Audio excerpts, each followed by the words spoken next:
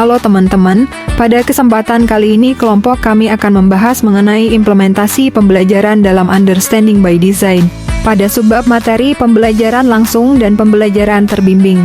Selanjutnya, kegiatan mana yang sering Anda lakukan, dalam kurung, A atau B, dan mengapa kelompok Anda memilih kegiatan tersebut?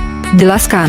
Dalam konteks pembelajaran, kegiatan A pembelajaran langsung dan kegiatan B pembelajaran terbimbing memiliki perbedaan yang mendasar dalam pendekatan pembelajaran. Sebagai seorang guru, kegiatan yang sering saya lakukan adalah kombinasi dari keduanya, tergantung pada tujuan pembelajaran yang ingin dicapai. Kegiatan pembelajaran langsung saya gunakan ketika tujuan pembelajaran membutuhkan pemahaman konsep atau pengetahuan diskrit yang jelas dan spesifik. Saya memberikan instruksi langsung, demonstrasi, atau ceramah untuk membantu peserta didik memahami informasi dasar yang diperlukan. Di sisi lain, kegiatan pembelajaran terbimbing saya terapkan ketika tujuan pembelajaran melibatkan penerapan konsep, pengembangan keterampilan, atau pemecahan masalah yang memerlukan bimbingan dan interaksi yang lebih intensif. Melalui kombinasi kedua pendekatan ini, saya dapat memastikan bahwa peserta didik mendapatkan pengalaman belajar yang menyeluruh dan efektif sesuai dengan kebutuhan mereka.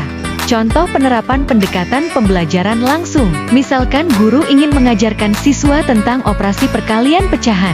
Dalam pendekatan langsung, guru akan memulai dengan penjelasan tentang konsep perkalian pecahan secara sistematis, termasuk aturan-aturan yang terkait, memberikan contoh-contoh yang jelas dan terstruktur tentang bagaimana melakukan perkalian pecahan, melibatkan siswa dalam latihan langsung di papan tulis, atau melalui media presentasi, di mana mereka dapat melihat proses perkalian pecahan secara langsung, memberikan latihan-latihan yang bertahap, mulai dari yang lebih mudah hingga lebih kompleks, sehingga siswa dapat memperkuat pemahaman mereka. Kasus ini masuk ke dalam teori belajar behaviorisme atau behaviorism. Dalam pendekatan pembelajaran langsung seperti yang dijelaskan, guru bertindak sebagai pengarah utama dalam proses belajar siswa. Penekanan diberikan pada pengajaran langsung konsep dan aturan yang terkait dengan perkalian pecahan, dengan fokus pada penyampaian informasi dan contoh-contoh yang jelas dan terstruktur. Contoh penerapan pendekatan pembelajaran terbimbing. Misalkan guru ingin siswa memperdalam pemahaman mereka tentang penggunaan persamaan kuadrat dalam menyelesaikan masalah dunia nyata. Guru akan memulai dengan memberikan contoh-contoh masalah dunia nyata yang dapat dipecahkan menggunakan persamaan kuadrat, seperti masalah gerak parabola dalam fisika atau perhitungan luas area tertentu dalam kehidupan sehari-hari. Membimbing siswa untuk mengidentifikasi informasi penting, memberikan kesempatan kepada siswa untuk bekerja dalam kelompok kecil atau secara individu dalam menyelesaikan masalah-masalah tersebut, dengan guru memberikan bimbingan saat diperlukan, mendorong siswa untuk berbagi solusi mereka dengan kelas dan menjelaskan proses pemecahan masalah mereka, memberikan umpan balik yang konstruktif, dan menyediakan lebih banyak latihan untuk memperkuat pemahaman siswa. Kasus ini masuk ke dalam teori belajar konstruktivis.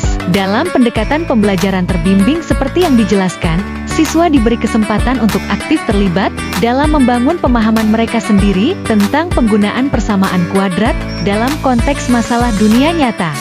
Kegiatan mana yang menurut Anda cocok dan sesuai untuk peserta didik kekinian? Jelaskan.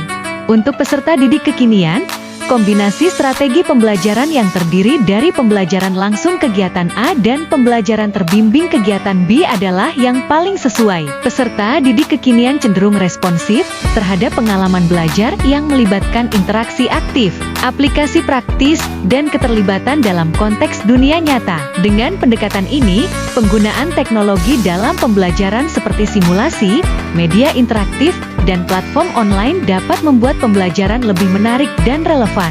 Kombinasi ini memungkinkan peserta didik untuk mengembangkan keterampilan yang diperlukan dalam era digital, seperti kemampuan berpikir kritis, kolaborasi, dan kreativitas, sambil tetap terhubung dengan materi pembelajaran secara mendalam.